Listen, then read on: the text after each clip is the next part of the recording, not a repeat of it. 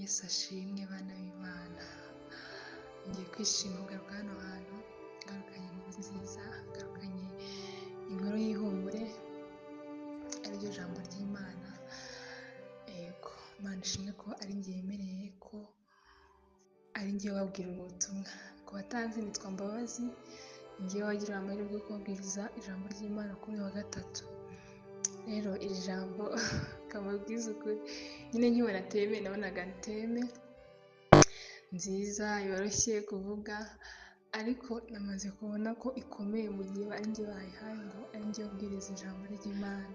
Nibwo narisesenguye neza numva ko biriya biragoye kubwira umuntu ngo navuga ijambo ry'Imana, aho yasoma ibyo bintu agasanga noneho niwe biri kubwira exact ijana ku ijana. Nyine numva ko ari impamvu. Imana ishimwe ni ukuri kuba mpaye umwanya, nanezerewe kubera ko numvisha ari ikintu biri kungisha mu buzima bwanjye, kuko ubu buzima nibwo ndi kunyuramo muri iyi minsi bwo kwihangana, bwo gutegereza. Rero ndabasaba kugira ngo namwe mwemerere Imana kugira ngo mwumve ijambo ry'Imana babwira aka kanya, kugira ngo ribashe kubahindura. Nk'uko nahereye hejuru ndi kwibaza ibibazo bitandukanye, uburyo nari ndi kubitekerezamo, njye nahereye ku murongo wa 27, aho ahangaha ni inkuru y'ubwoko bwa Isiraheli, ubwoko Imana yaratoranyije, abantu Imana yakundaga, bari batandukanye n'andi mahanga, kuko hano babanaga n'Imana umunsi ku wundi, ariko kubera kugomera Imana bari barajyanywe iminyago i Babuloni.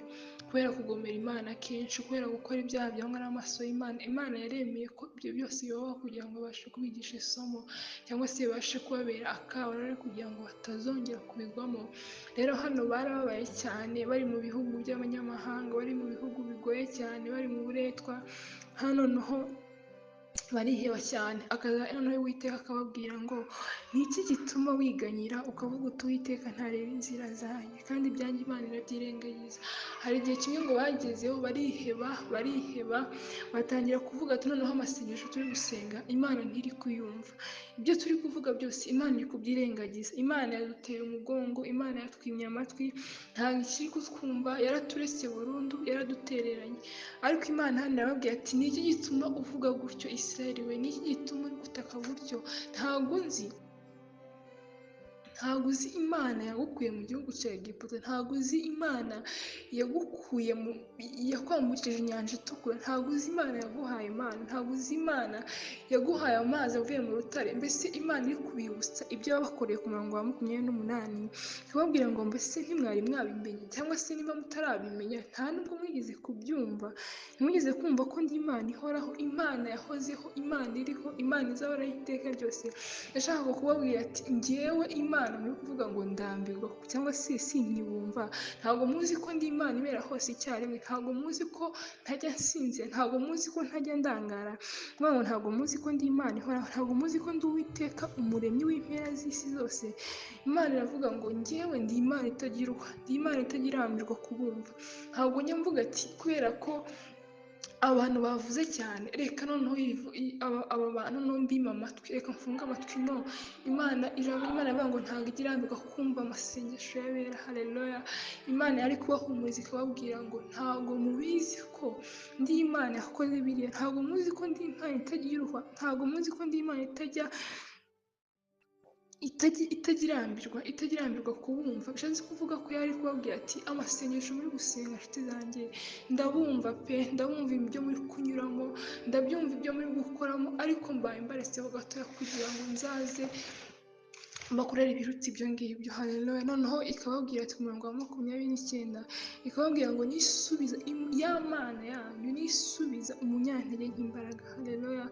Imbaraga zanyu ndabizi zaracitse, ndabizi mwabuze imbaraga, muri kuntakambira amanywa n'ijoro, ariko nimuntegereze. Ku murongo wa 30 arakubabwira ngo muntegereze, kuko mwe muntegereje, muntegereze.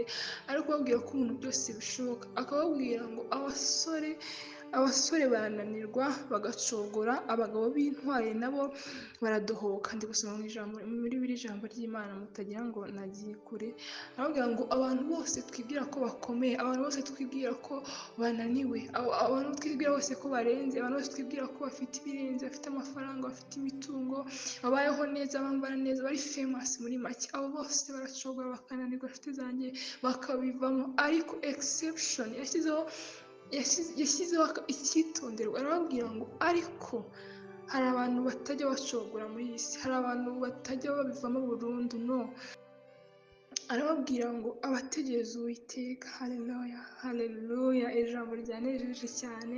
Ku murongo wa 31 haravuga ngo ariko abiringira Uhoraho cyangwa se abategereza Uwiteka, ngo icya mbere bazasubizwamo imbaraga. Izo mbaraga si za mbaraga bari bafite mbere, ahubwo bazasubizwamo imbaraga nshyashya.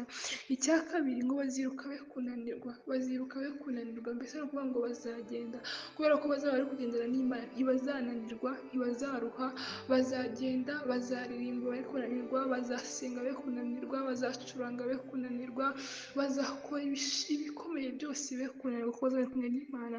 Ngo bazagenda kuko bazaba bari kugendana n'Imana, ngo bazagenda be gucogora. Haleluya. Ibyo byose n'abari kugendana n'Imana, nibyo Imana iri kudupromisinga muri iri joro. Niwumva iyi voice note wumve ko ari wowe Imana iri kubwira. Niyumvishe nkazanibwira, nkazanandika, ndi kwandika izina ryanjye nkavuga ngo Mana, ndi kuvuga ngo mbabaziwe, ni iki gitumye wiheba gutyo, ni iki gitumye wiganyira gutyo? Imana yawe irakuzi, Imana yawe ikwitayeho. Haleluya. None si ibi bintu koko nimba yarabibwiraga Abisiraheli, muri iyi minsi rero bimeze gute? Igisubizo cya mbere ni gusubiza. Kuki dukeneye kongera gusubizwamo imbaraga? Mureke mbabwire inshuti zanjye, iri joro Imana yemeye ko twumvira ijambo. Rimwe na rimwe natwe turi ubwoko bw'Imana, Imana yatoranyije. Niba koko uri ahantu warakijijwe, waremeye Kristo umwami n'umukiza wawe, iri jambo rirakureba. Cyangwa se utaranakizwa, ijambo rirakureba. Hari inkuru y'ihumure ikubwira ngo we kwiheba, we gucika intege, ntiwibwire bya bibazo byose Isiraheli yibazaga. Yego nabyo birakenewe, rimwe na rimwe hari igihe twibaza Mana, kuki wabemeye ko bigenda gutya? Ariko numara kwibaza ubwe ngo ni iki nakora, uvuge ngo niba Imana yarabwiye Abisiraheli gutya ikababwira ngo nimuhumure ndaje mbakize, nimuhumure muntegereze. Sinzi ikibazo urimo, sinzi ikibazo mbabazi, sinzi ikibazo wowe uri hano hantu uri wese uri gutegereza voice note, ariko ikibazo cyo nuko hari ikikubangamiye, ikibazo cyo nuko hari ikikuraje inshinga, ikibazo cyo nuko hari ikintu ushaka ko Imana igukorera. Ariko reka nkubwire ijambo ry'Imana riguhumuriza muri iri joro, rikubwira ngo ihangane witegereze Uwiteka. We kwibaza ngo Imana yaranyirengagije, uvuge ngo Mana, uko mbese uhindura isengesho, uvuge ngo ndabizi ntabwo wanyirengagije, ndabizi ntabwo inzira zawe ndabizi urazireba, ndabizi amasengesho nsenga urayumva, ndabizi amajoro ndarora yazi, ndabizi ko nkwinginga niba niyiriza urabizi, ndabizi ko unyumva. Ariko ndacyategereje Mwana, ndacyagutegereje kugira ngo unsubizemo imbaraga, ndacyagutegereje kugira ngo wumve gusenga kwanjye ukore Mana. Imbaraga twari dufite zagiye rimwe na rimwe, kuko tuzi ko Abisiraheli bari barajyanywe mu minyago kubera ibyaha byabo, bari barakoze ibyaha byinshi byangwa n'amaso y'Imana. Rero n'aha ngaha ndagira nkubwire ko nawe hari igihe ibigeragezo bitugeramo pe. Nanjye ndacyari mu bihe bitanyoroheye, ni ukuri. Hari ibihe ngeramo n'ubu ndacyabirimo, ndi kwibaza ngo Mana, uzaza ryari kugira ngo nkure muri ibi bintu? Sibyo? Nawe hari ibintu urimo bitakoroheye, hari ibintu birimo bitakumereye neza, ariko wibaze uvuge ngo Mana, ese ibibazo byaba biterwa n'ibyaha byanjye, byaba biterwa n'uko nagiye kureba ubwiza bwawe, cyangwa se byaba biterwa n'uko hari situation nyine igeramo ibintu bigahinduka? Ibyo nabyo byibaze. Rimwe na rimwe hari igihe tutakambira Imana. Reka mbaguhe testimony gatoya. Nigeze n'ubu ngubu ndacyabirimo, nigeze gusenga Imana, hari ikibazo nigeze kugira gikomere mu mutima wanjye, mbwira Imana, ndayibwira ngo Mana, kuki uri kwemera ko ibi bintu bimbaho? Mbabarira uhindure iyi situation, uyihindure, umpe amateka mashya. Noneho Imana aho kugira ngo ihindure situation, Imana ni nziza, Imana iragenda irampindura njyewe ubwanjye. Imana iragenda irancura, irancura nk'uko ijambo ry'Imana rivuga muri Zaburi ngo Mana ndondora umenye, niba ubona ko hari ikibi kindimo umpindure ngire umushya. Rero nawe nuko Imana yangize, yaragiye irancura irampindura ngira umuntu wayo byuzuye by'iteka ryose, ngira umuntu noneho usigara uvuga ngo Mana ibibaho byose noneho ntangira guhindura amasengero. Hari ikibazo ugeramo aho kugira ngo ukomeze gusenga cyangwa se ahubwo ugahindura bitewe n'uko Imana iri kugenda ikwigisha, ukavuga ati Mana ndabizi ndi muri ibi bibazo ariko ndabizi ndi kumwe nawe, ukabyatura ukabivuga ati ndabizi ukuboko kwawe kuramfashe, ndabizi uri kugendana nanjye, Imana irakumva, Imana iragendana nawe mu bibazo byose. Rero reka wibaze uti uvuge ati se Mana ibi bintu biri kuki bimeze gutya. Rimwe na rimwe ahubwo wasanga ari wowe ikibazo, kuko nanjye nasenga kugira ngo Imana ihindure situation, ahubwo Imana irahindura kuko yabonaga ari njye ikibazo. Nawe rero Imana irashaka guhindura situation, Imana irashaka kubanza guhindura wowe kuruta guhindura situation yawe. Ahari wasanga ibyo uri kunyuramo byose byaratewe nawe. Rero wisuzume urebe niba hari inzira y'ikibi uri kunyuramo, nusanga uyirimo wicuze, wihane, uvuge ngo Mana ndashaka kongera kugarukira, ndashaka kongera kureba mu maso hawe, ndashaka kongera kugendana nawe data, ntitaye ku bibazo byose ndi kunyuramo byose. Ndabizi ndi mu isi ariko byose ndashaka kunyuramo ndi kumwe nawe, sinshaka kujya kure, sinshaka kwiheba, ahubwo ndashaka kukubwira byose biremereye umutima wanjye kugira ngo ubashe kunduhura. Ikibazo cya nyuma twibaje tuvuga ngo ese twari dufite twarazigeze se byibura imbaraga twarazigeze. Imbaraga hari igihe tuvuga ngo twarazigeze ariko ari za mbaraga ntabwo ngo ni iz'umuyaga, nk'uko ijambo ry'Imana rivuga ngo abasore b'imigende bazaruha bazacogora. Abo ngabo ni ba bandi baba baraje mu bintu batazi ibyo ari byo, baba bataraje mu muhamagaro w'Imana, batazi ko ari Imana yabahamagaye ahubwo bihamagaye. Rero kugira ngo ubashe kumenya ko izo mbaraga wazigize, hari ijambo rivuga ngo wemere usubire ku rukundo rwawe rwa mbere, kuko warakonje wasubiye mu bya kera, ariko wemere Imana kugira ngo wongere usubire kuri rwa rukundo. Niba wibuka igihe wakizwaga, igihe Kristo yinjiraga mu buzima bwawe, wa munezero wagize, bya byishimo wagize bidashira, ya nyota wari ufite yo gusoma ijambo ry'Imana, ya nyota wari ufite yo kujya gusenga, ya nyota wari ufite yo gushaka iby'Imana cyane kurusha uko ushaka iby'isi, wongere ubitekereze, uturune ibitekerezo byawe. Nimba izo memories ntazigira mu buzima, umenye ko Kristo atarinjira mu buzima bwawe. Kristo ashaka kugarurira umuntu imbaraga zigeze kumuzamo igihe yakizwaga. Haleluya. Niba nawe utaragira izo mbaraga cyangwa se utarabona izo mbaraga ziva kuri Kristo, hari ijambo Pawulo yigeze kuvuga, aravuga ngo ubwoko bwanjye bwishwe no kutamenya n'ubujiji, cyangwa se ngo bafite ishyaka ariko ridaturuka ku bwenge.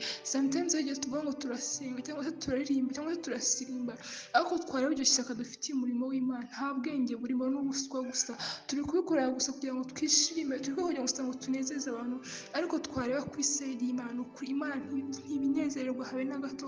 Kuko nitubyinira ku byaha, nitubyinira ku busambanyi, nitubyinira ku bintu byatubase, kuri pornography, nitubyinira kuri masturbation, nitubyinira ku bintu byose byatubase, amatelefone, social media, ama Instagram, ibintu byose byatwaye ubwenge bwacu bigatuma tujya kureba amaso y'Imana. Nuko ibyo dukora byose byaba ari ubusa. Ariko niba twaremeye guhamagarwa n'Imana, bavandimwe, twemerere Imana.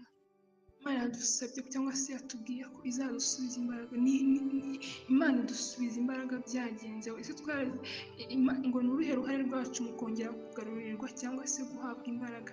Ikintu nabasaba cyangwa se buri muntu, abantu ukuntu duteye rero, ntabwo tujye twemera ko ducitse intege, ntabwo tujye twemera ko tudafite imbaraga, ntabwo tujye twemera ko nta mbaraga dufite.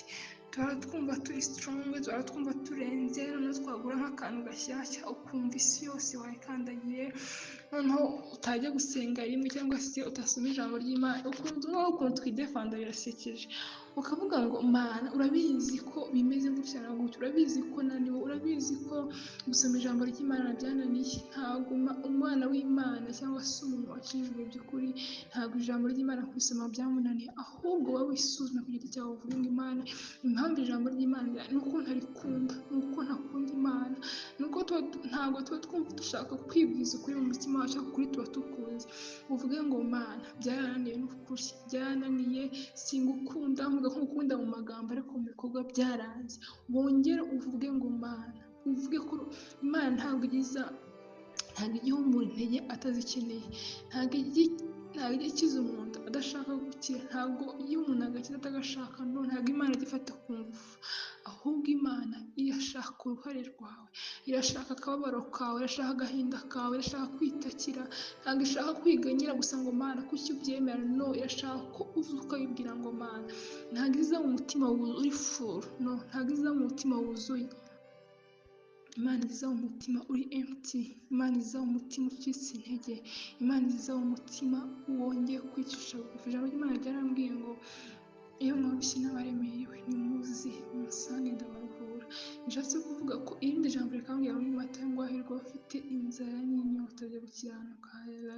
Niba ufite iyo nzara, niba ufite izo ntege nkeya, ukavuga ngo Mana uko byamera kose ndashaka kukubona muri uyu mwaka wa 2024, uko byamera kose sinshaka gukomeza kuba uruhinja, sinshaka kuba ahantu muri comfort zone, sinshaka gukomeza kuba ahantu hamwe gusa, no, ndashaka guhinduka, ndashaka ko umpindura, ndashaka ko umvana hano hantu data unjyane ku yindi level, ungaburire ibiryo bikomeye nubwo byaba bikomeye cyane bino bishya, ariko ndashaka kubirya bivuye iwawe byonyine kugira ngo mbashe gukomera, mbashe guhagarara muri iki gihe gikomeye. Wereke Imana intege zawe zose, uyibwize ukuri, ubwe ngo Mana ijambo rye kurisoma byarananiye, Imana gusenga byarananiye, Mana kuba ahantu hamwe musoma ijambo isaha imwe, iminota 15, iminota 5, uhere ku minota mike uzamuka, Imana izagukorera imirimo n'ibitangaza. Niwemerera Imana ikagukoresha, wumve ko Imana itagize ahantu huzuye, no, Imana iza ahantu hari empty kugira ngo ibashe gusiba iyo emptiness iri mu mutima wawe. Icyo nasorezaho mbabwira ni ukugira ngo ibyo ndi kubasaba mureke dusaba Imana. Ikintu cya mbere ni ukuduha imbaraga zo gutegereza, dutegereze twizeye, dutegereze twihanganye. Turi gushaka revival mu banyaruhuha, turi gushaka revival mu rubyiruko, turashaka guhemburwa, turashaka gukizwa, turashaka ibintu byinshi bitandukanye, ariko ibyo byose ntabwo bizaza ngo bisange twaragiye ngo hanyuma bikomeze, no, bizaza nibidusanga aho turi dutegereje bizakora, kandi nibisanga tudahari nyine ntabwo bizakora kuko tuzaba twarambiwe.